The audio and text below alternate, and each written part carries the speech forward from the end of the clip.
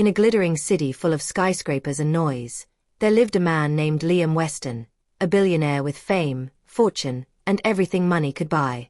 Yet, despite the lavish lifestyle, Liam felt hollow. He had dated many women, but every relationship ended the same. They were after his wealth, not his heart. Tired of shallow love, Liam devised a bold plan. He would disappear from his high life and go undercover as a disabled beggar. If someone can love me at my lowest, he thought, then that love must be real. Liam confided in his parents, who were powerful and influential. His mother, Patricia, was a business tycoon, and his father, Gerald, a politician with dreams of governorship. They were horrified. "It's dangerous," Patricia said. "You could be harmed or exposed," Gerald warned. But Liam was determined. Disguising himself in tattered clothes and a wheelchair, he left the city and traveled to a small, quiet village, one where no one would recognize him. There, he positioned himself on a street corner, hand outstretched. "Please help," he whispered each day. People passed him like he was invisible. Some dropped coins, most didn't stop. Until one morning, a young woman named Meera Dawson noticed him. In her early 20s, Meera was gentle and kind, with a strength that came from a life of hardship. She lived with her widowed father, Thomas, a farmer who worked from sunrise to sunset just to keep food on the table. Meera knelt beside Liam. "Are you okay?" she asked, her voice soft with concern. Liam, stunned by her sincerity, muttered, "Just trying to get by." Meera dug into her small purse and handed him her last few coins. "It's all I have, but I hope it helps." Emotion swelled in Liam's chest. "Thank you," he said, genuinely touched. "Do you have anywhere to stay?" Meera asked. Liam shook his head. That evening, she brought the matter to her father. "He's alone out there," she told Thomas. "Can we take him in?" Thomas was a good man, guided by compassion. Though their home was modest, he agreed without hesitation. "No one should sleep on the streets if we have a bed to offer." Meera rushed back to Liam. "Come," she said, smiling. "We'll give you shelter." With her help, Liam arrived at their tiny home. It was nothing compared to his mansion, but for the first time in years, he felt peace. That night, lying on a thin mattress, Liam felt both gratitude and guilt. He was deceiving the only people who had ever shown him true kindness. Over the next few days, Meera and Thomas cared for Liam with unwavering generosity. They prepared meals, helped him move around, and even built a small garden bench where he could sit and enjoy the air. Liam grew fond of Meera. She was clever, sweet, and unselfish. Every laugh they shared felt like healing. One evening, Meera looked at him. "You seem sad sometimes. Are you okay?" Liam forced a smile. "Just grateful to be here." Back in the city, Liam's parents were in panic. He had cut off contact, and Patricia cried every night, fearing something terrible had happened. Meanwhile, in the village, Liam continued to bond with Meera and her father. One night, Thomas sat beside him and asked, "How did you end up in a wheelchair?" Liam hesitated but gave a fabricated story.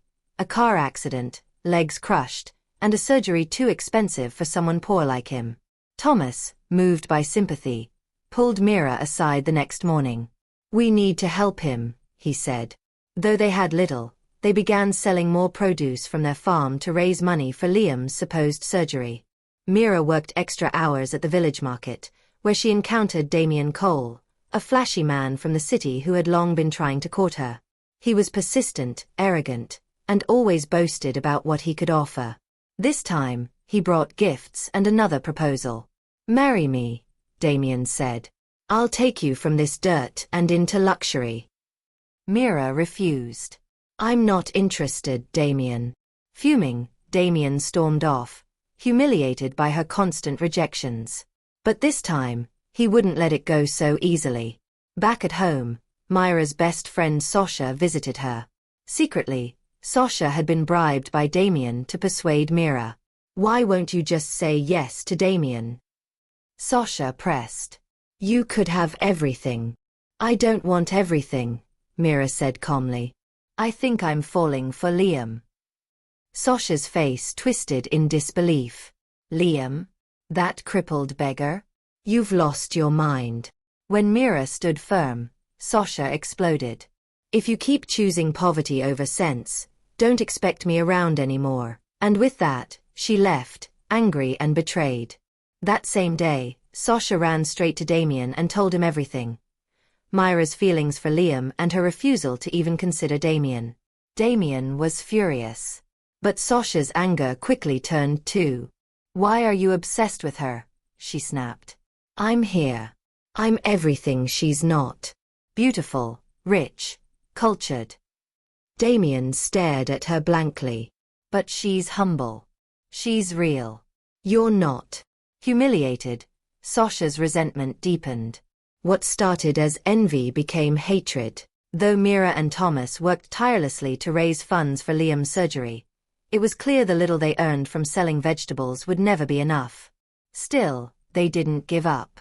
Every coin was stashed in a hidden box under Meera's bed. Liam never knew of their sacrifices. Meanwhile, Sasha, bitter and scorned, plotted to destroy Meera's reputation. She began spreading rumors around the village, whispering lies that Meera was involved with the beggar for his money, that she was manipulative and impure. Some believed her, others didn't. But Meera, unaware of the damage being done behind her back, kept her focus on helping Liam. One evening, Thomas made a painful decision. He owned 2 pieces of farmland, one passed down from his late father. It was his only inheritance and the family's last link to their roots. But his heart ached watching Liam struggle. Without telling Meera, he sold one of the plots to a neighboring farmer. With the money, he went home and handed the envelope to Liam. You can get your surgery now, Thomas said, smiling with pride. Liam froze. You sold your land. For me? Thomas nodded. You deserve another chance at life. A flood of guilt swept over Liam. He couldn't let the lie go on. Swallowing hard, he confessed everything. I'm not who you think I am, Liam said, voice shaking. I'm not poor or disabled. I'm a billionaire from the city. I came here to find someone who'd love me for who I am, not my wealth. Silence filled the room. Then Thomas stood abruptly, his face clouded with betrayal. Without a word, he walked outside and dropped to his knees in the garden. He stared into the earth, the weight of what he had given away crashing over him. Meera returned home minutes later. She found her father shaken and Liam teary-eyed. What's going on? She asked. Liam turned to her. I lied about everything. As he explained, Meera's heart broke. She had believed in him, fought for him, loved him. The revelation felt like a knife to the heart. Her face flushed with disbelief, she backed away. You let us sacrifice everything. For what? A game.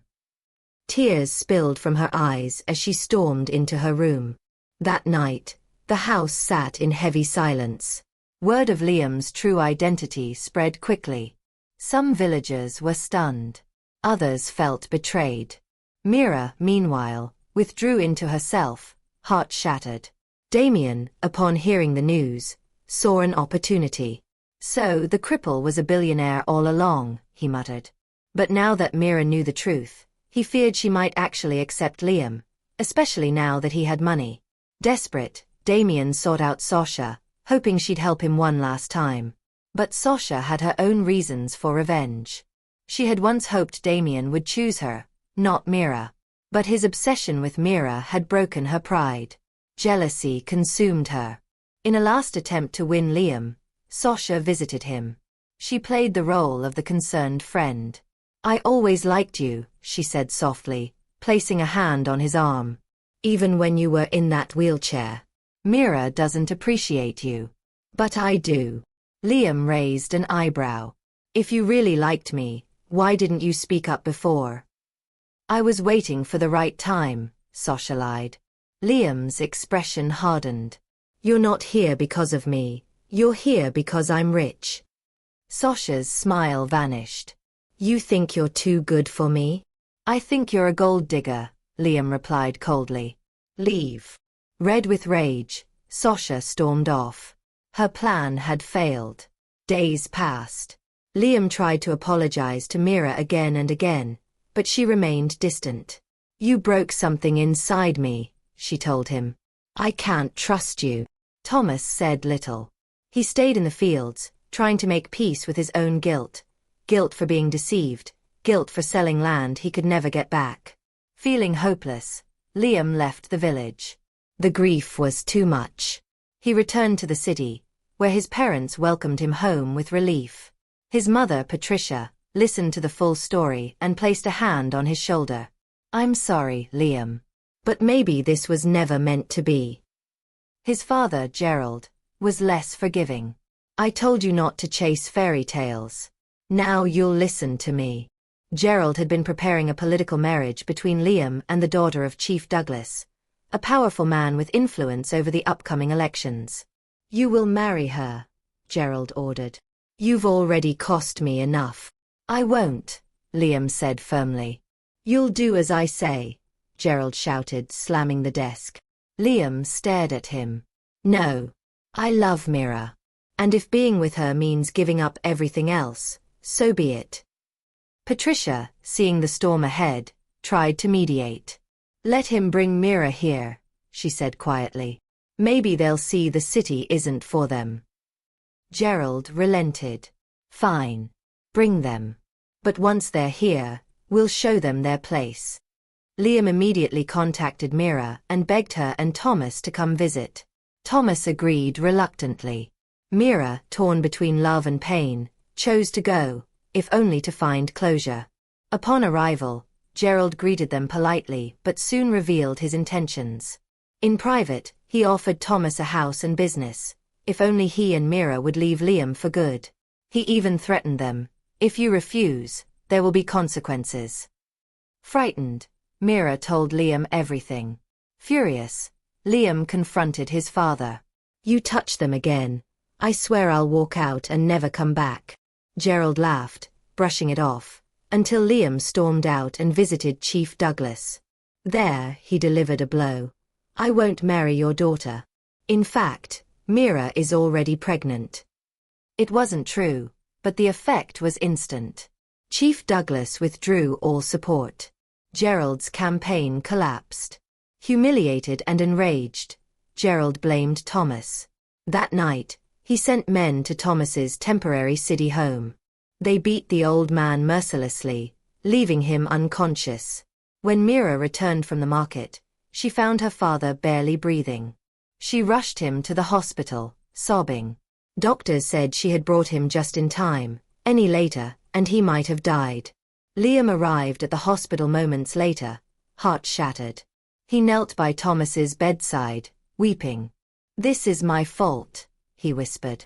Later that night, he returned home, trembling with anger. He entered his father's study, pulled open the drawer, and took out a pistol. Liam stormed into his father's study, gun in hand, face flushed with fury. Gerald Weston, glass of whiskey in hand, looked up in surprise then fear as his son raised the weapon. If Myra's father dies, Liam said in a chilling tone, you will pay for it. Personally. Gerald stood frozen. He had underestimated his son's resolve, his heart now pounding. This wasn't the same obedient child he'd raised. This was a man shaped by love, betrayal, and pain. Put it down, Liam, Gerald said cautiously. You don't want to do this. You don't know what I want, Liam snapped. But I swear, if Thomas dies, your ambitions die with you. Tears welled in Gerald's eyes. For once, pride gave way to fear. I never meant to hurt anyone. I was only trying to protect our future. No, Liam said, lowering the gun slightly. You were protecting your power, not me. Gerald sank into his chair, broken. What do you want me to do? Fix this, Liam said, voice stern. Call off your men. Get Thomas the best care. And stay away from Meera. Gerald nodded, shame replacing defiance. He promised to make it right, though the damage was already done. Liam returned to the hospital.